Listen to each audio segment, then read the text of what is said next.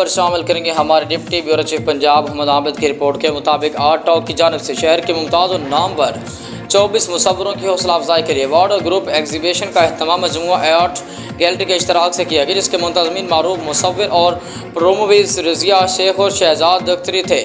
اس پر رونق تقریب شہر بھر کے متعدد مصور نمایاں شخصیات نے شرکت کی۔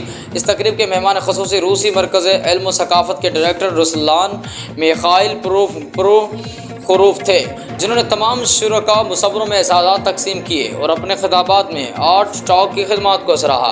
اس تقریب کا افتتاح ایوان دوستی سے وابستہ ڈاکٹر نتالیہ نے کیا۔ اپنے خطاب میں انہوں نے پاک رشیا تعلقات اور تعلیم کے حوالے سے رشیا سے حاصل ہونے والی اسکالرشپ کا ذکر کیا۔